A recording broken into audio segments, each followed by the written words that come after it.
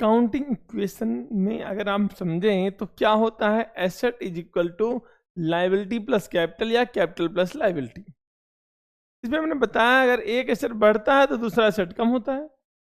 Building खरीदेंगे cash कम होगा, या बिल्डिंग खरीद रहे हो बट कैसे खरीद रहे हो, उधार, मतलब एसेट बढ़ रहा साथ साथ क्या बढ़ रही, लायबिलिटी। इतना अगर एक एसेट कम होगा तुम्हारा दूसरा एसेट बढ़ जाएगा। आपने गांव की जमीन बेच दी तो घर में तो पैसे पैसे बढ़ गए ना, या आपने अपने क्रेडिटर को पे कर दिया, अपने लोन को चुका दिया, लायबिलिटी कम हुई, साथ साथ कैश भी तो कम हुआ।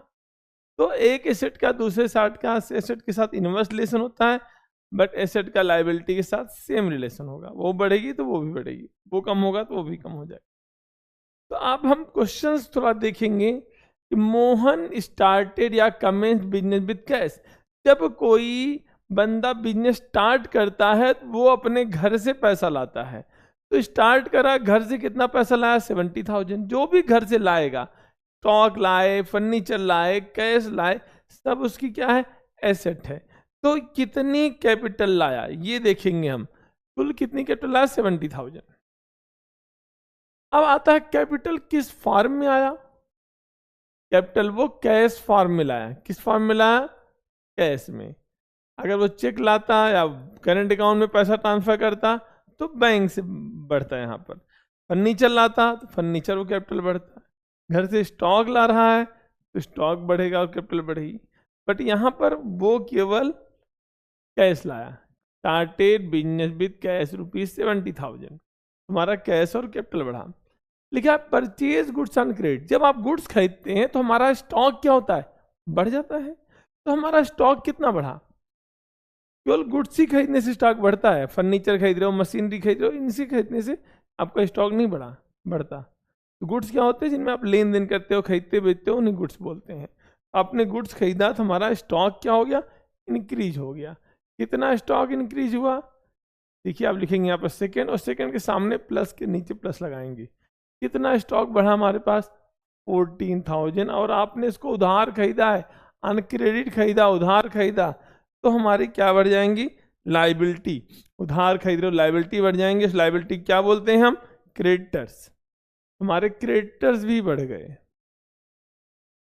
तो क्रेडिटर्स कितने बढ़ गए, 14,000। देखिए अब ध्यान रखना है, सेकेंड वाला ट्रांजेक्शन लिखना है, सेकेंड के सामने ही लिखना है। अब हम न्यू इक्वेशन बनाएंगे।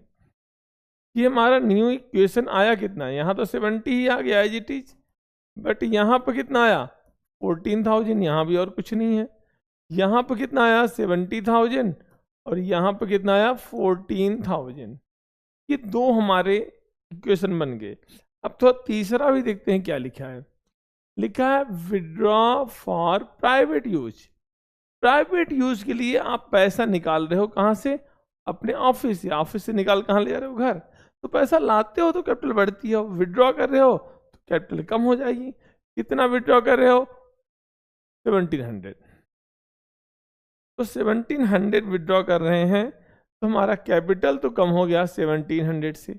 अब आता है विड्रॉ किस फॉर्म में कर रहे हो, कैश निकालोगे दुकान से तो कैश कम होगा, गुड्स निकालोगे तो स्टॉक कम होगा। तो यहाँ आपने जो विड्रॉ किया कैश फॉर्म में विड्रॉ किया तो कैश भी कम होगा, कितना, 1700। जब भी ड्रॉइंग करते हैं हमारी कैपिटल कम होती है, किस फॉर्म में कर रहे हैं, कैश फॉर्म में, तो कैश भी कम हो गया। अब न्यू इक्वेशन फाइंड आउट करेंगे फिर से। तो न्यू इक्वेशन कितना आया, ये आया 68,300। यहाँ पर कितना आया, 14,000। यहाँ पर कितना आया, 68,300, और यहाँ पर कितना आया, 14,000।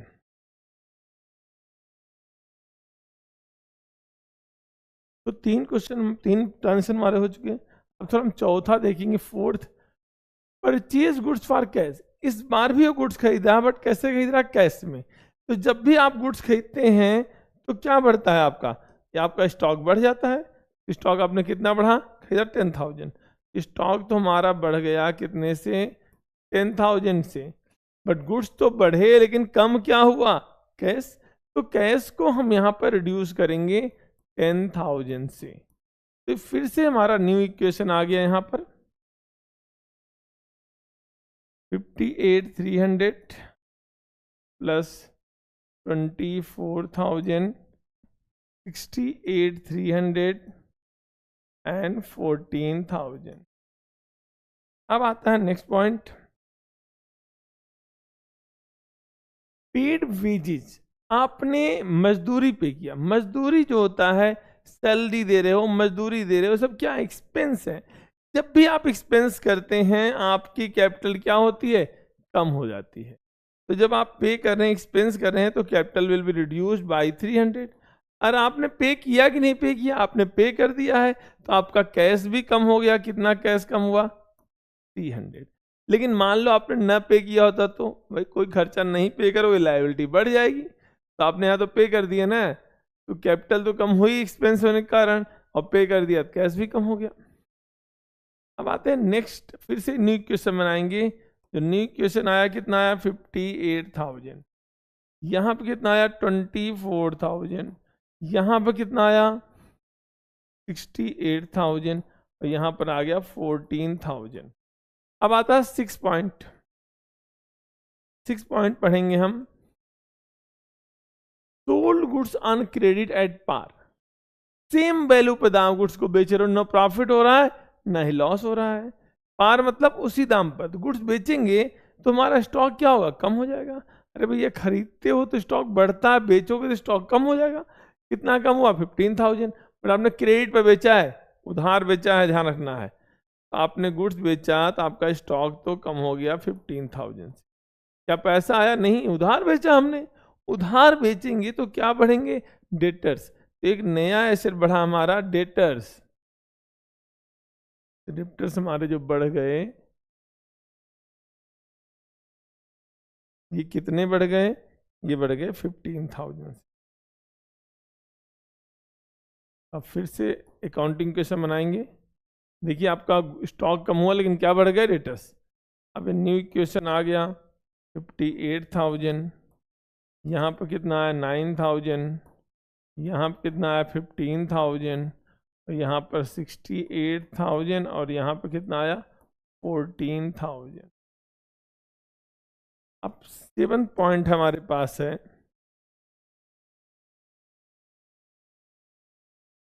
Sold goods for cash, cost price 3,000 की, बेचा 4,000 में।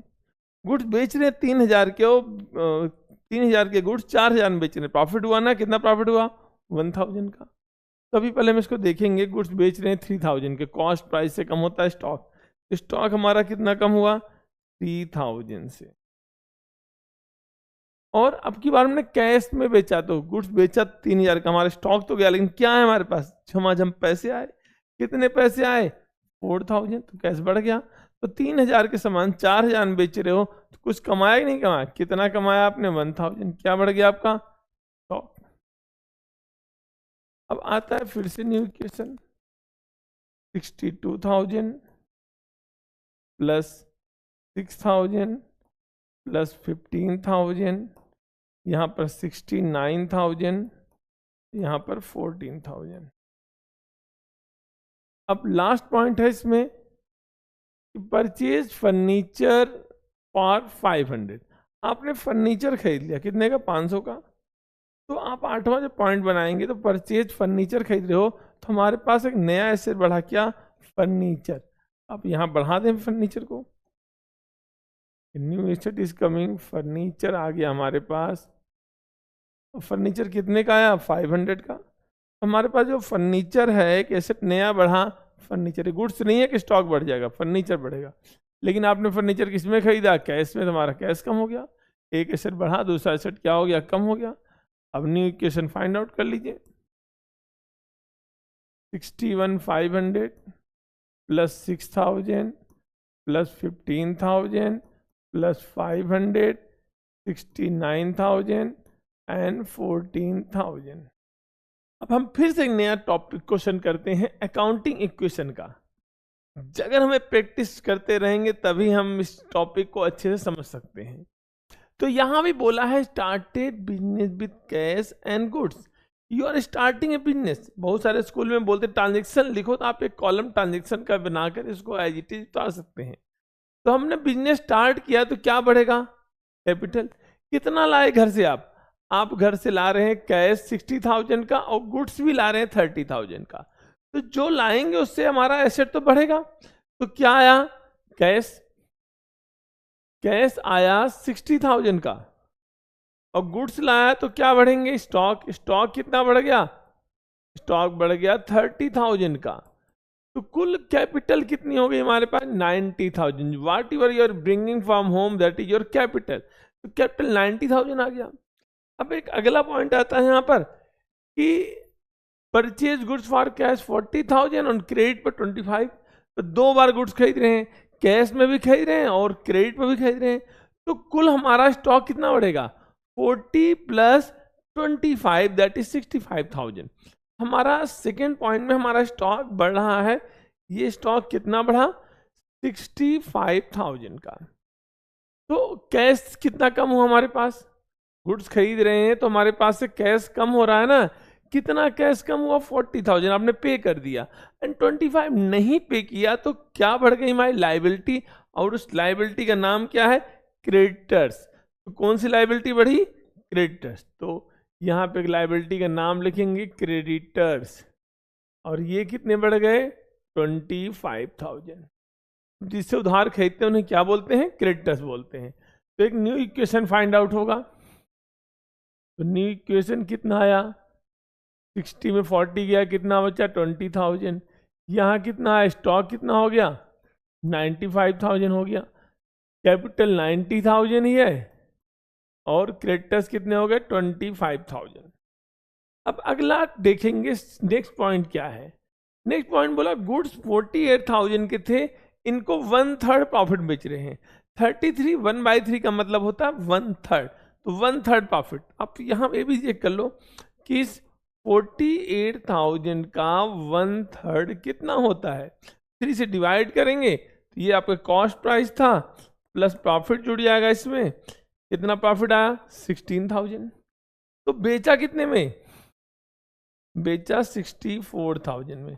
ये 64 क्या है आपकी सेलिंग प्राइस। कितनी है सेलिंग प्राइस, 64,000। तो उसमें से हाफ पेमेंट पैसा मिला और हाफ क्या हो गया, उधार बेच दिया हमने। तो हाफ का पैसा मिला, half amount receive in cash,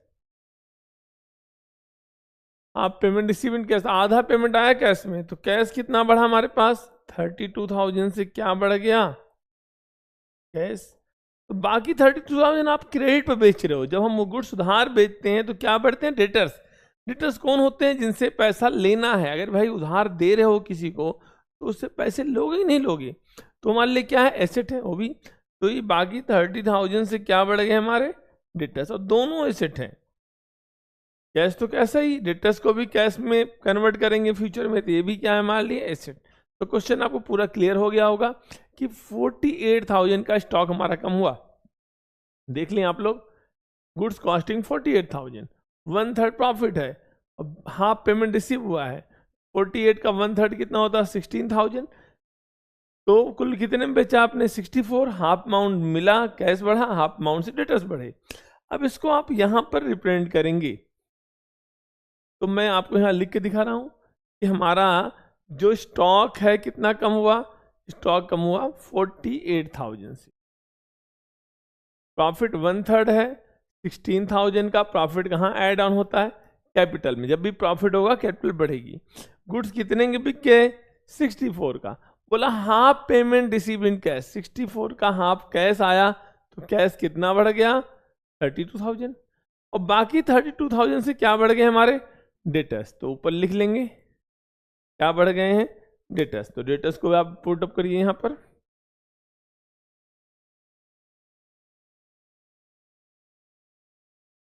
तो इतना पॉइंट आपको समझ में आ गया। तो आप एक न्यू इक्वेशन बना लीजिए यहां पर। ये न्यू इक्वेशन आ गया 52,000 प्लस कितना अमाउंट आएगा यहां पर, 47,000 प्लस 32,000, यहां पर आ गया 106,000 और यहां पर आ गया 25,000। अब अगला पॉइंट चेक करेंगे हम कि goods costing 20,000 sold at A loss of 5%। Goods 20,000 के थे, 5,000 लॉस पे बेचे। कितने में 5% कितना होता है इसका, 1,000। तो अगर हम गुड्स यहाँ फिर से समझ लेते हैं, आपका कॉस्ट प्राइस कितना है? आपका जो कॉस्ट प्राइस है वो है 20,000, और इस बार प्रॉफिट नहीं है, इस बार क्या है हमारे पास लॉस है। लॉस क्या होता है? माइनस। कितना माइनस हो गया? 1,000। 1,000 लॉस हो गया। सेलिंग प्राइस कितनी आ गई? 19,000। कितना पैसा मिला? 12 मिला, बाकी 7,000 क्या हो गया? उधार हो गए। देखो 12,000 रिसीव इन कैश बोला है, बाकी क्या हो गया? क्रेडिट पर। तो फिर से हम गुड्स बेच रहे हैं और आपको समझा रहे हैं क्वेश्चन को हम।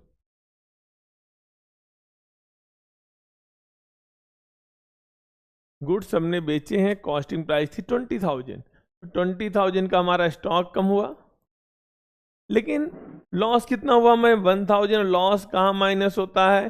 कैपिटल से माइनस होता है। लॉस हमारा कैपिटल से माइनस हो जाता है। तो 20,000 का सामान था, 1,000 लॉस में बिका, तो कितने पैसे आने से? 19, लेकिन आए कितने? ओनली 12। तो कैश कितना बढ़ेगा? 12,000 से। 19 में 12 मिल गया, कितना अभी मिलना बाकी है? That is 7,000 only. और आपका आंसर भी आ चुका है, न्यू इक्वेशन आ गया। 64,000 प्लस 27,000 प्लस 39,000, और यहां पे कितना आ गया? 105,000, और यहां कितना आ गया? 25,000। अब एक नया चीज आता है हमारे पास, फिर से अगला पॉइंट आ गया, पेड रेंट एंड सैलरी दोनों पे कर रहे हैं, दोनों हमारे एक्सपेंस हैं। एक्सपेंस बढ़ता है तो हमारा कैपिटल कम होगा, एक्सपेंस हमारा कैपिटल कम होता है, और पे कर रहे हैं तो हमारा कैश भी कम होगा। तो कुल कितना एक्सपेंस हुआ? देखिए 6 and 4 10,000। तो जो भी एक्सपेंस है कहाँ माइनस होगा? कैपिटल से। 10,000 माइनस हो गया। पे कर दिए तो हमारा कैश भी कम हो गया। अगर नहीं पे किए होते तो क्या होता? लाइबिलिटी बढ़ जाती है, जैसे रेंट आउटस्टैंडिंग, सैलरी आउटस्टैंडिंग बढ़ जाता।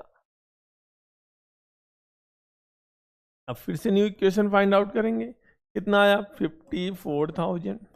यहाँ कितना आया? 27,000। यहाँ कितना आया? 39,000। और यहाँ पर आ गया 95,000। यहाँ पर 25,000। अब हम अगला पॉइंट पढ़ेंगे, जो 6 पॉइंट है। क्या लिख रखा है?